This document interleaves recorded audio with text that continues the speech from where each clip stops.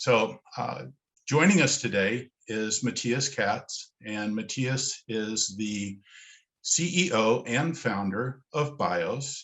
So thanks for joining us. Before we get started, I've got a super question to begin with, but if you could give us just a 1 minute quick rundown for people who don't know you, just what you're about, what you're doing, and a little bit about your history and all the reasons encapsulated into that as to why I wanted to interview you. Sure. I've been in cyber for 15 plus years. Initially ran a cybersecurity company in Argentina called MKIT. We ran that company for about 10 years. I traveled the world speaking at different conferences of all sorts, anything from a TEDx to a Black Hat. And then it was about 3 years ago in one of those conferences that I realized the pain for traveling people to be connected securely. That brought me to incorporate Byos. So I moved to Canada, raised some venture capital, and here we are. Excellent, excellent. Well, great. We're going to have a good time today. I'm excited to see you. And I want to start out, last week I was listening to a podcast and it really captured my interest. The recording on the podcast was of George Friedman, who was the CEO and founder of a company called Stratfor. And it is a paid intelligence service that was, and even today, George is very respected as an industry analyst. Of course, he has some detractors, but the event that I remembered him from was in 2012. There was an exfiltration of the subscribers and the paid users of his service were exfiltrated, and this included presidents of countries and directors and the Pentagon and so on. So it was a massive hack at the time. It was very sophisticated, and I believe, as I recall, it was done by anonymous. You may know more about it, you probably do. But George wasn't speaking about that, but he did have that in relationship to what we're going to be talking about. He was quoted, and this was in more reference to current events than what happened then. George said, "I want to speak to you in a way that I wrote a paper about intelligence and love. And by that, I don't mean, you know, some movie. I mean the fact that you cannot conduct intelligence if you don't love your subject. And by love your subject, understand him so completely that you could be him or even want to be him." And one of the things that we have to know in this environment where we have bad actors and adversaries coming after our stuff, we need to defend it. So we need to know our enemy. And so in that context, could you speak to what George said in relationship to setting a foundation for establishing zero trust? Yes. So, and the term has grown a lot since then, and this is why we are here to talk about. It's one thing to discuss what happened in the events and the damage, but there's also an importance in talking about what caused it or what allowed it to happen in the first place. You can't avoid bad people being bad. You can't avoid accidents happening, but you can control what you can do to mitigate that to the maximum. So number one, inward. Number one, knowing how the adversary operates. Yes, you have to understand how the adversary thinks, what they're going to go after, what their MO is always going to be. There's always a base MO that they're going to follow, what their motivation is, what they're going to do to protect themselves, what they're going to do to hide themselves. And all that, it is, with some caveats and variations, it's pretty much always follows the same pattern. So there are ways, there are textbook techniques that you can use to prevent or mitigate that. You're never going to prevent that to 100%. Anyone Sure. that says that, you know, but to mitigate that to the maximum possible, yeah, there are techniques that you can do. So it's always important to look inward and analyze how much you've really done to mitigate that and take action. Awesome. Awesome. So in cybersec, we hear a lot about the three-legged stool of people, process, and technology.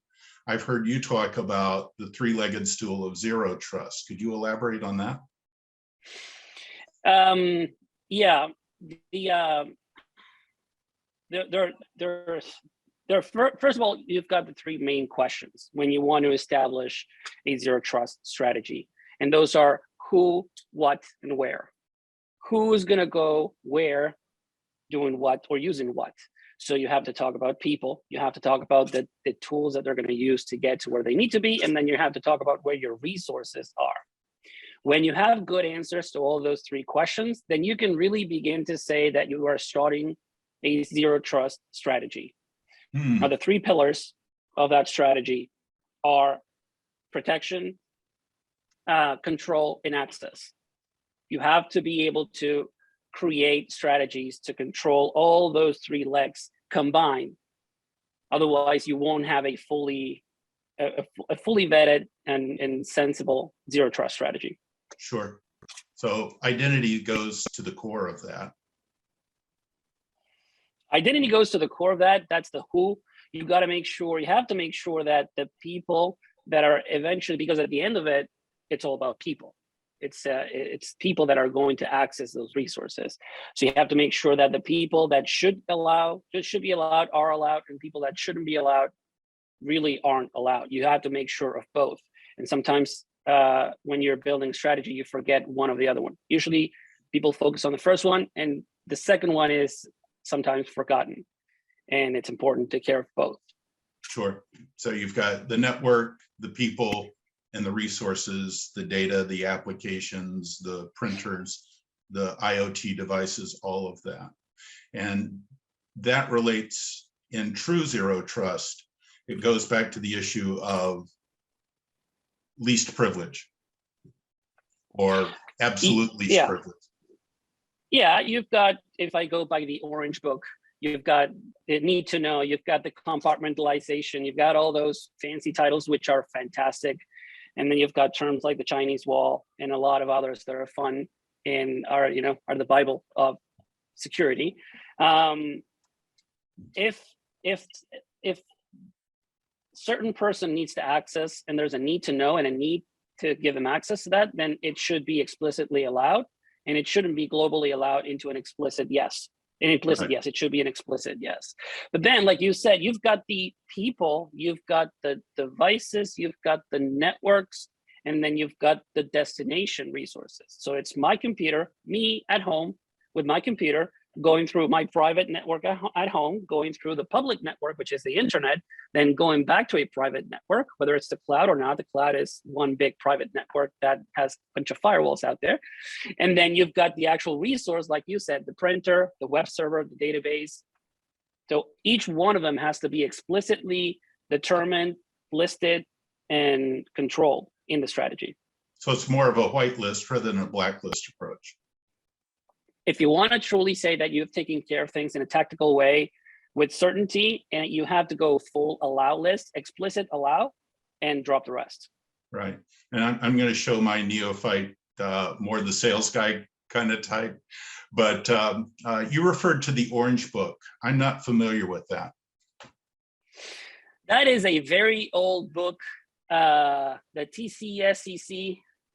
And that was written by a lot of people in the DoD, and it's super old. It talks about the processes and the people and the crypto and the access and the protocols and the applications and all that in a beautiful. It's called the Orange Book because it's actually orange.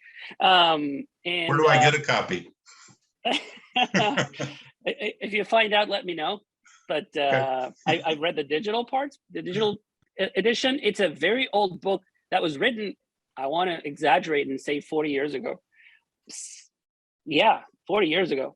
And it's still relevant, very much relevant today, because sure. they did such a fantastic job of writing the basics. And they don't have to specify protocols, which means that you don't have to say, because, computing, it advances super fast, so you can be obsolete super quickly. But that book it's not obsolete at all. Anything you read in that book can be applied today.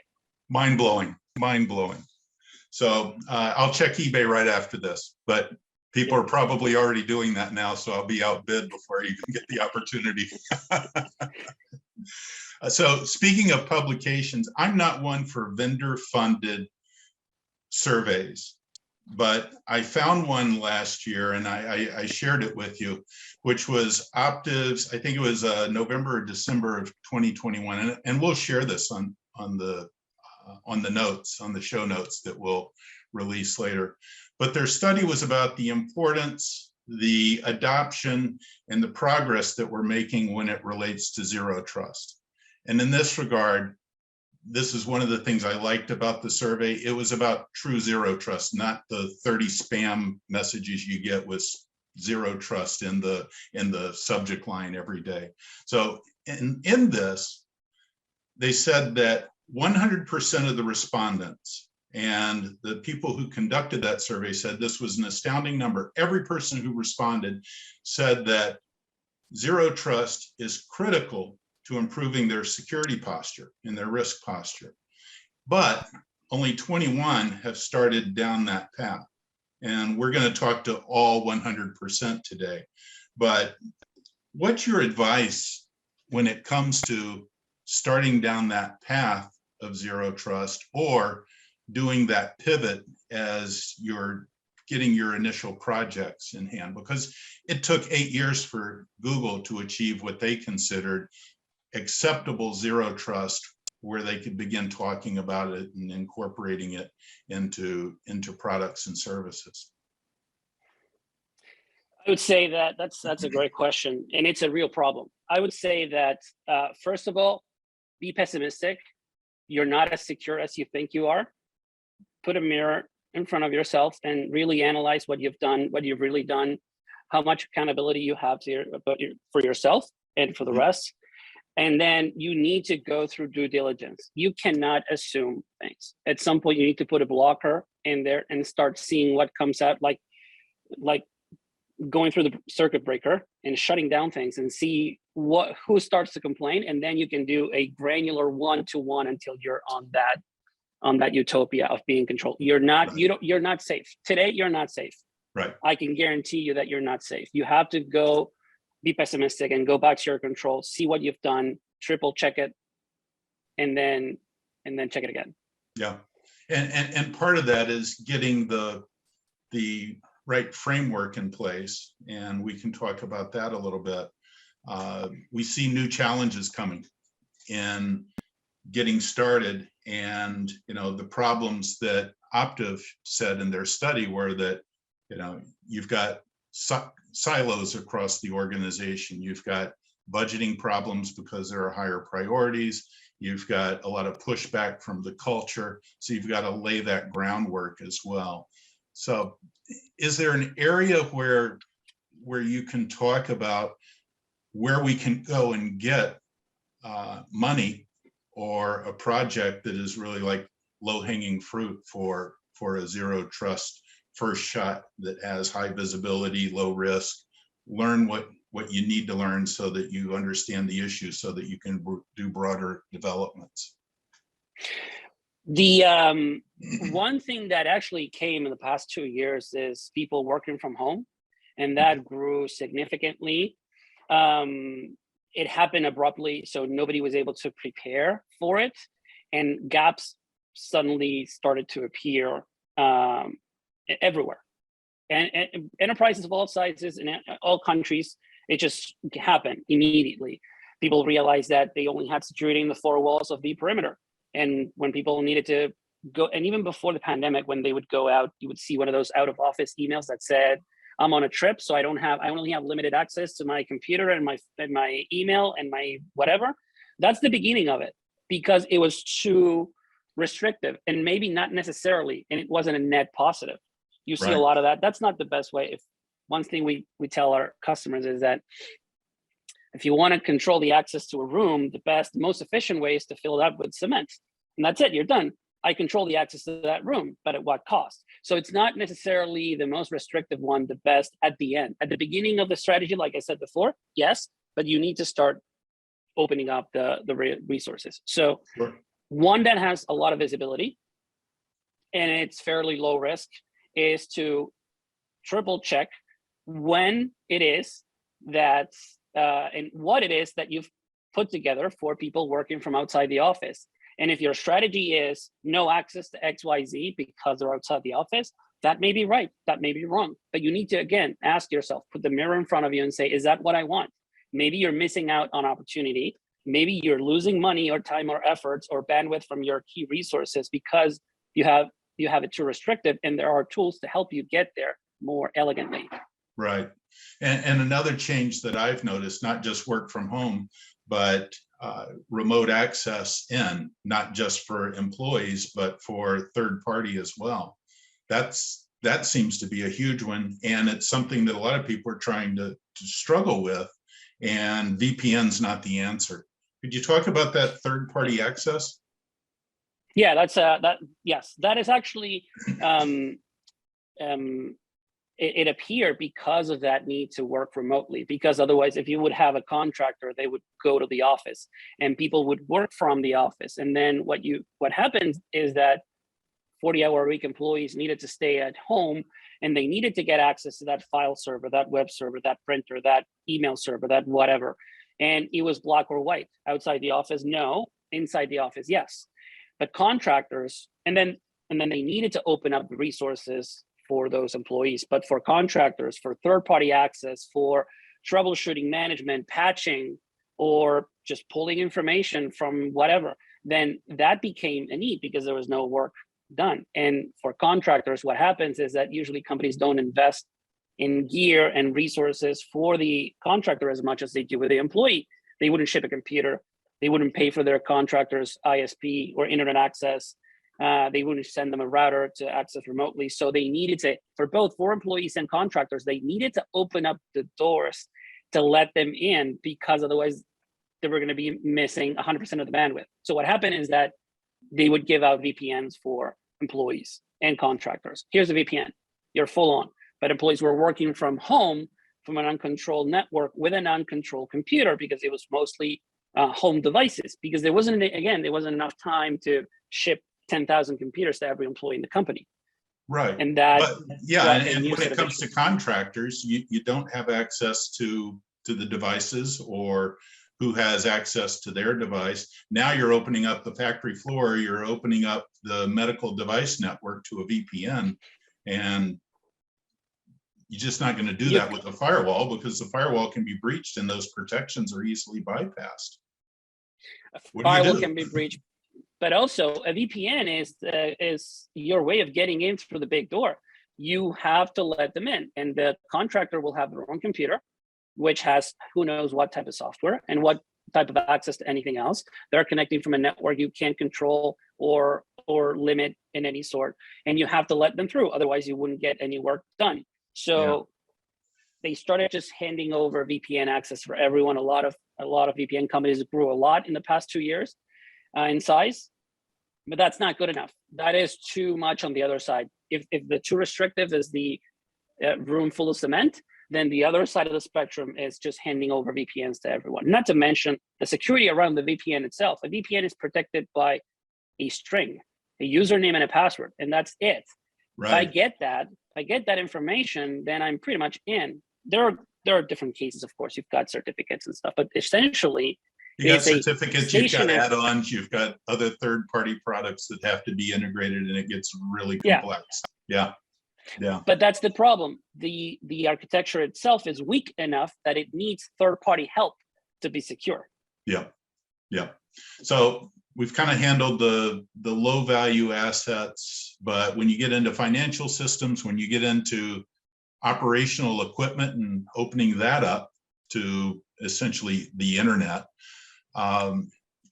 that's one thing. You've got another aspect of zero trust, which is insider threat. This is getting very interesting, Carson. Very cool conversation. This is again from back when I was teaching CISSP, the first enemy to information security is the malicious employee.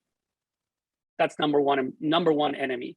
The number two, the second biggest enemy to information security is the negligent employee.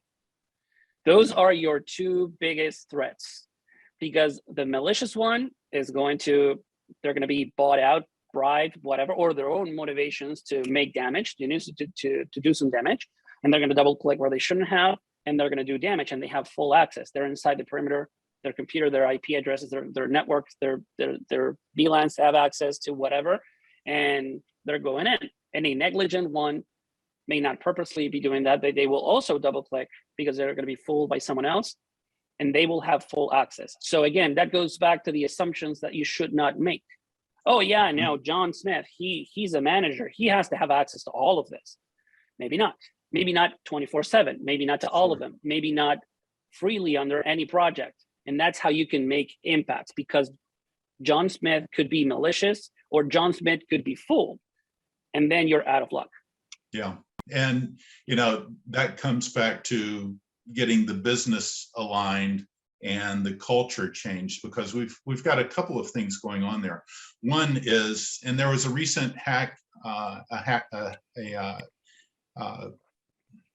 bad actors. I know you hate the word hacker, so I'm still shifting to do that. So you've got bad actors, you've got malicious actors who want access to intellectual property or to break things and maybe even kill people, nation state actors.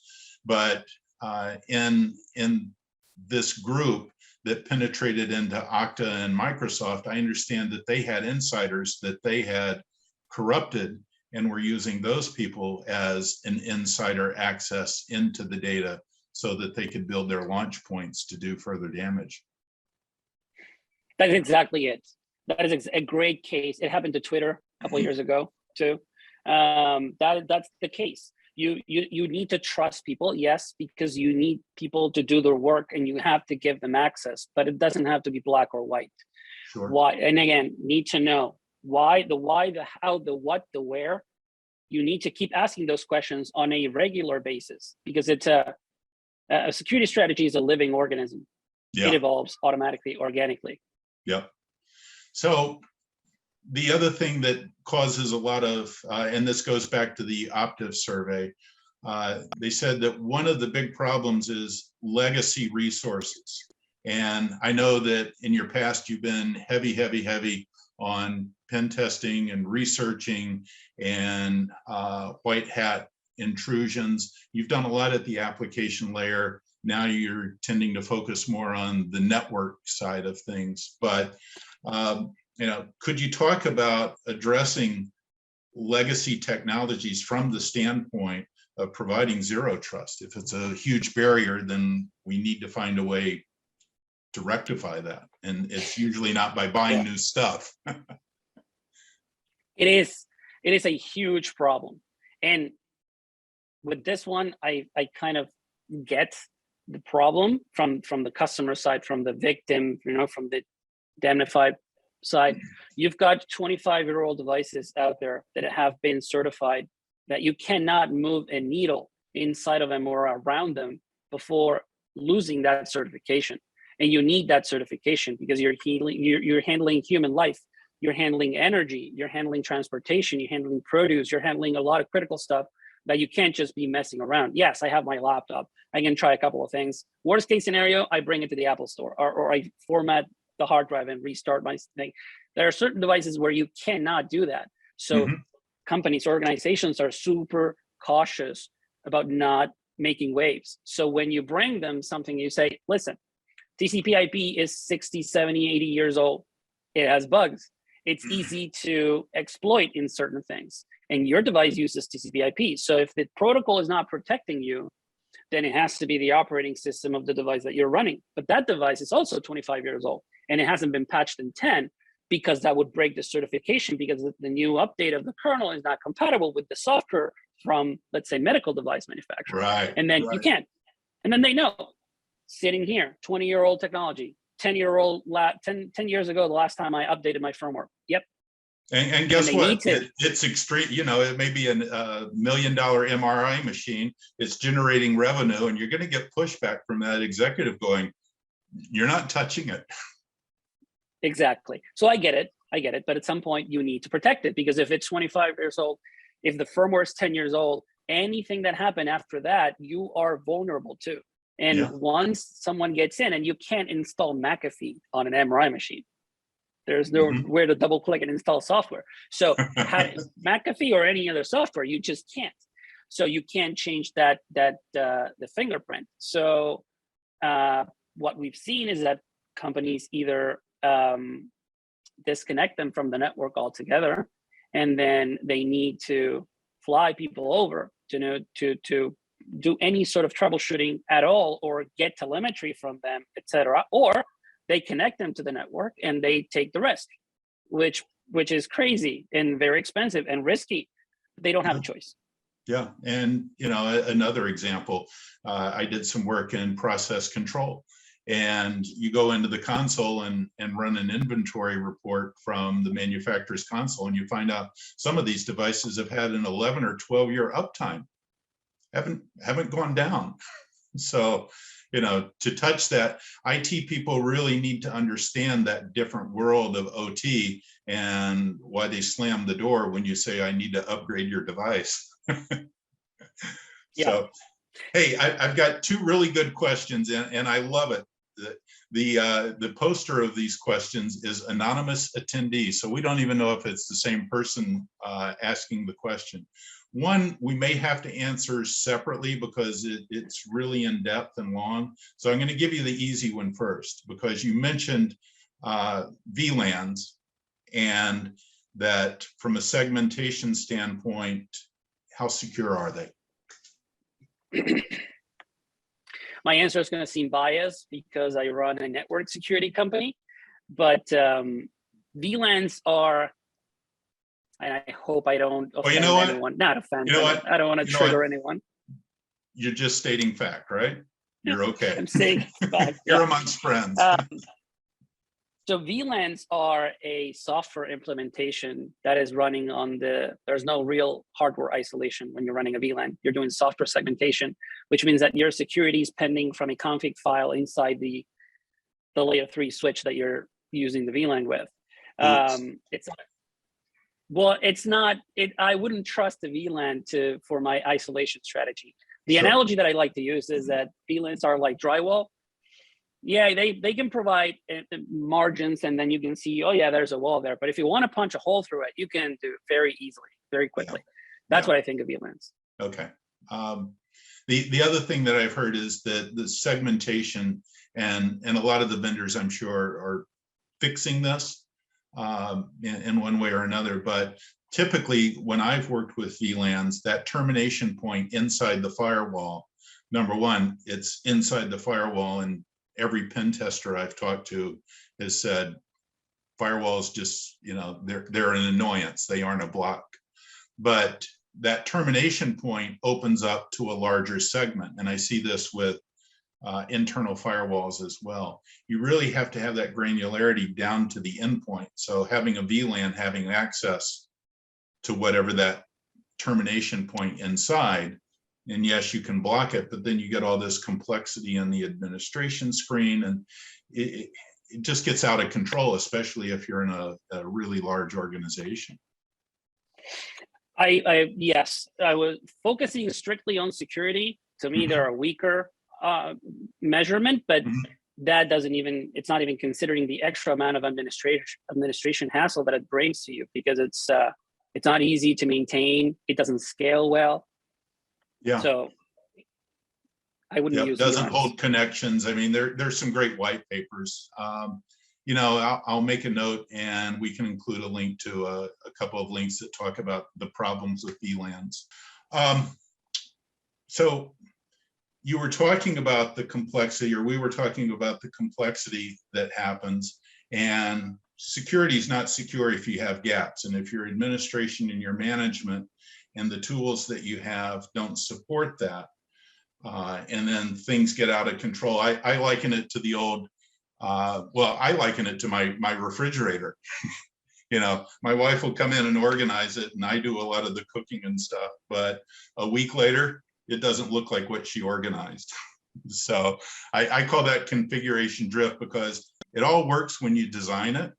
But when something bad happens on a Friday night and the administrator's got other things on his mind for going out that night, makes a mental note and says, okay, I'm just going to do this fix. And then Monday comes and it's forgotten because you've got that long list of to-dos of all the bad stuff that happened over the weekend.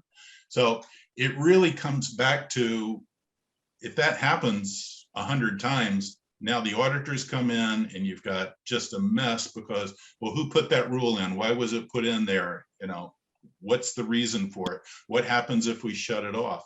There's all these cascading effects. So simplicity is key. And that really hits a nerve for me. And I've been saying this for years. You know, we've built these monolithic technical infrastructures, complex processes, and this unstoppable growth in specialists and experts and everything else. But as an industry, some days it still feels like we're going backward. And if you look at the metrics of the increased losses due to cybersecurity breaches, you know, they just seem to, the adversaries are simple. They'll just try something here, try something there. We've got all this complexity and that creates gaps. So what's your philosophy? What's your approach to why zero trust is an answer to simplicity and simplifying all of these moving parts that we have? Zero trust is the best way for you to be able to turn the page and then start fresh, start clean. You're going to hear at the beginning, and depending on how fast you are, is for how long you're going to hear, but you're going to hear people scream, where's my access? Where's my thing? Where's my this? Where's my that? It's going to happen, and that's good. Because what you want to do is to shut everything off and then start slowly and tactically opening things back up until you hear the last scream, and then do another review. And that will get you the best, the closest possible, but maybe not perfect, because, you know, people scream for different reasons because they want their access. And you have to go through at least one more iteration. That never happens. That never happens. Right. But it's about answering those questions. Who needs to access what, through what, why, and where do they need to go? Get 100 of those answers and then act accordingly. Like you said, for that answer about that standard that I'm not familiar with, it's about the use case. What do we need? What is our pain? What is keeping us up at night? You go from there, and then the protocols and the standards and the applications and the tools and even the vendors that you pick, there should be the last decision you make, not the first one. You go on, what am I solving? What is important to us? And then you take those steps. And it starts with all those questions. Who do you have? What do they need to answer, the access, etc. And Zero Trust is perfect because it was built for that, because it was built to answer those questions. And you've got different answers to the same question depending on which vendor you ask, of course. Sure. Then you have to see if their answer is what better fits you. You've got people that are helping you here, people that are helping you there. I mean, you've got different ways to get to the destination. You can take a train, you can drive, you can walk. What's the better solution for you? Yep. Great answer. God, I'm loving these questions. Here's one last one. Again, I'm afraid that it's going to be one that we don't have time for. But I love the question. How do you deal with the issue of identity silos? And I've got my answer, which is more of an institutional answer, which for this question, I think that's what they're really searching for. But he's talking about, you know, the disparate policy information points in a zero trust architecture. But then again, it's about what's important. How do you picture, let's say you cast it in this same scenario. How do you picture about what the pain is for that scenario when you read the question? Is it about, like, for instance, if you lose your phone right now, you drop it, it drops in the side of the street, you lose it. What are you most concerned about? Not being able to use your phone, having to spend money on the phone, someone else having access to your phone, what the phone will be doing in hands of you know what or who knows what until you get access get access back to it or never. What is your biggest concern? Once you've got that, then maybe that is not an issue. When you've got the silos, maybe that is a good thing, maybe that is a very bad thing. And again, it goes back to the use case and the need. I like silos, but that's me. That is me. I love them. And they are worth everything negative that comes with them. Everything around them that is not beautiful unicorns and rainbows, they are worth it. Are they worth it to you? That's my question to the person that posted the question. Are those worth it to you? And that's your answer. And my institutional response, and a lot of the challenges are silos are great, but when it comes to identity, you've got a lot of cross-functional groups. You've got challenges in that someone in the finance group has to move over to audit. That change was made because there's something rushing for compliance to be done. And now that finance person has all the rules and roles from the finance group, but they need access to audit control documents and things like that. So, it's that cross-functional, how do you blend silos? How do you deal with the breakdown of the silos at an executive level? Because when you have two conflicting organizations arguing about what's in their best interest, you have to have that institutional support from the executives. And one of the problems that I see over and over and over is without that institutional support and the board and the C-suite understanding what needs to happen and how painful this is going to be by giving them scenarios that are well published, and I can point you to that. If you don't have that institutional support to get the budget, to have the framework for resolving interdepartmental conflicts, you know what? You're going to be fighting that uphill battle. So at the foundation, go and get that institutional support, that governance, so that you know how to handle these situations, form the friendships. And this comes back to zero trust. One of the problems that we have is that the CIO and the CISO aren't viewed as business executives by other people because they're so technically focused and the problems are so technically focused. So you have to build that trust with these people so that when the escalations happen to resolve these conflicts that cross those identity boundaries, if you will, that's all in the design and planning up front. And that's why so many people say zero trust really isn't a technology issue. So, and I've got one more. If I have a minute, yeah. Before we move on, because I want to go full circle. And you know what I'm going to quote now for this topic? I'm going to quote the Orange Book again. And the Orange Book talks about 3 access control strategies that are beautiful independently, individually, they're beautiful, but if you combine them, they're even better. You've got, I don't know how to pronounce this one in English. It's BIBA or BIBA, B-I-B-A. And then you've got Bella Padula, and then you've got the Chinese wall. I'm gonna give you one example. If you have different tiers, top secret, secret, confidential, etc. If you can read up, then you cannot write down.